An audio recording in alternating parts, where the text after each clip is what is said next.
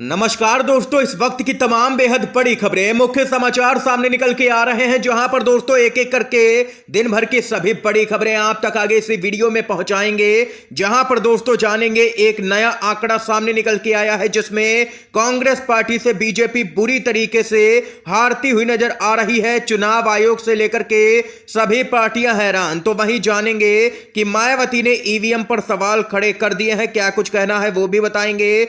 इसके साथ ही 3 राज्यों के चुनावी नतीजे यहां पर चुनौती दी जा सकती है सुप्रीम कोर्ट के वकील के द्वारा। पूरी अपडेट भी आप तक पहुंचाएंगे। इसके साथ ही दोस्तों जानेंगे कि बीजेपी के 12 मंत्री चुनाव हार चुके हैं। इसके साथ ही दोस्तों मिजोरम के आज ताजा आंकड़े भी सामने निकल के आ रहे हैं। इसी प्रकार की तमाम बड़ी खबरें जानेंगे।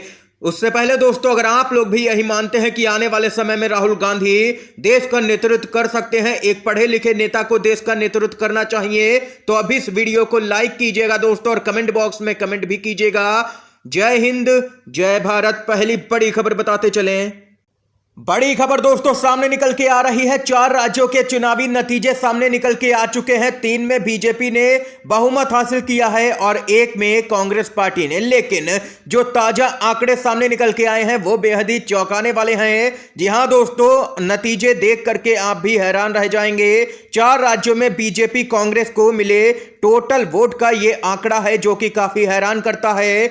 जनता ने कांग्रेस पार्टी को बीजेपी से भी ज्यादा यहां पर वोट दिए हैं। चारों ही राज्यों के अगर वोटों को मिला दिया जाए, आप लोगों को बताते चलें, कांग्रेस पार्टी को करीब यहां पर 4 करोड़ 90 लाख वोट मिले हैं 4 राज्यों के अंदर, जबकि बीजेपी को करीब 4 करोड़ 81 लाख वोट मिले हैं। यानी कि 9 लाख के अंतर से कांग्रेस पार्टी को यहां पर ज्यादा वोट मिले हैं। कांग्रेस पार्टी को अगर टोटल वोट कर दिया जाए चारों ही राज्यों का, तो कांग्रेस पार्टी बीजेपी से आगे है। यानी कि जो गोदी मीडिया दिखा रहा है कि मोदी मैजिक है, तो दोस्तों ये पूरी तरह से गलत है। कोई भी मोदी मैजिक नहीं है।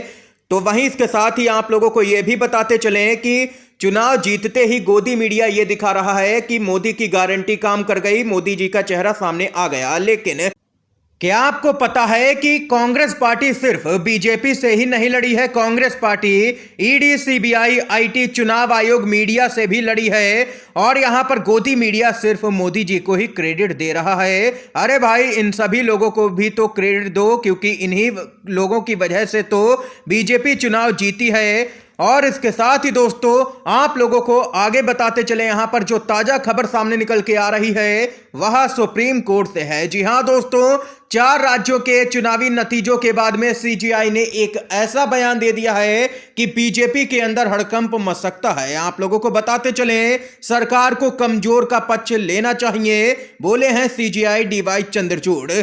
लगातार बीजेपी हिंदुत्व की बात करती है, हिंदू मुस्लिम की राजनीति करती है, ध्रुवीकरण की कोशिश करती है, जिसका उसे सीधा फायदा मिलता है। जनता को काम से कोई भी लेना देना नहीं है। जनता को असल में मजा ही आता है हिंदू मुस्लिम में। यह यहां पर चुनावी नतीजों से तो साफ हो ही गया है। इस बीच सीजीआई का महत्वपूर्ण बयान सामने निकल के आया है। सीजीआई डीवाई चंद्रचूड़ ने कहा है कि लोकतंत्र में सभी नागरिकों को स्वतंत्र महसूस कराने के लिए सरकार को कमजोर आबादी का पक्ष लेना चाहिए, जो संख्यात्मक या सामाजिक अल्पसंख्यक हो सकती है। सीजीआई डीवाई चंद्रचूड़ ने आगे कहा है कि अल्पसंख्यकों को भी यहां पर अपनी बात कहने का हक मिलना चाहिए। यह यहां पर सीजीआई डीवाई चंद्रचूड़ की तरफ से दोस्तों बेहद ही बड़ी टिप्पणी सामने निकल के आई है, और कहा है कि सरकार को एक पक्ष के लिए ही काम नहीं करना चाहिए, सरकार को कमजोर का भी पक्ष लेना चाहिए।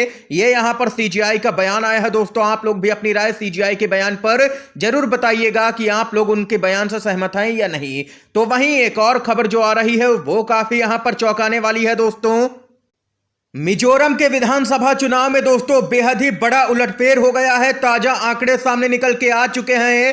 पूर्ण बहुमत की सरकार बन चुकी है। जी हां दोस्तों, आंकड़े बताते चले, मिजोरम से जो सामने निकल के आ रहे हैं उसमें एमएनएफ जिसकी सत्ता थी, बीजेपी इसकी सहयोगी थी, लेकिन चुनाव से पहले अलग कर दिया गया बीजेपी को। एमएनएफ की यहां पर सत्ता जाती हुई नजर आई। यहाँ पर बताते चलें कि 3 सीटों पर अब तक वो जीत चुकी है और 7 सीटों पर आगे चल रही है। इसके साथ ही जेडपीएम की यहाँ पर सरकार बन चुकी है। राज्य के अंदर 21 सीटों पर जीत चुकी है, 6 पर आगे, जबकि कांग्रेस पार्टी 1 पर आगे चल रही है और वहीं बीजेपी 1 पर आगे है और 1 सीट यहां पर जीत चुकी है। यानी कि देख सकते हैं, ना तो मिजोरम मोदी गए प्रचार करने और ना ही अमित शाह, फिर भी यहां पर बीजेपी को 2 सीटें मिलती हुई नजर आ रही हैं। पड़ोसी राज्य में जो कुछ भी हुआ उसका यहां पर बीजेपी को फिलहाल के लिए तो कोई भी नुकसान होता हुआ नजर नहीं आ रहा है, क्योंकि उसका पहले 1 विधायक था और अब 2 होते हुए नजर आ रहे हैं दोस्तों।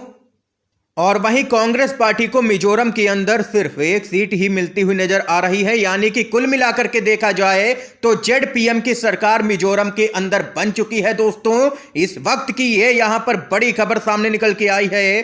तो वहीं एक और जानकारी जो सामने निकल के आ रही है वो आप लोगों को दोस्तों बताते चलें। मायावती, उन्होंने ईवीएम पर सवाल खड़े कर दिए हैं। जी हां दोस्तों, मायावती ने एक ट्वीट कर लिखा और कहा कि ऐसा विचित्र परिणाम लोगों के गले के नीचे उतर पाना बहुत ही मुश्किल है। पूरे चुनाव के दौरान माहौल एकदम अलग व कांटे के संघर्ष जैसा दिलचस्प, किंतु चुनाव परिणाम उससे बिल्कुल ही अलग होकर के पूरी तरह से एक तरफा हो जाना, यह ऐसा रहस्यात्मक मामला बन चुका है, पूरी तरीके से इसकी तह तक जाना ही पड़ेगा।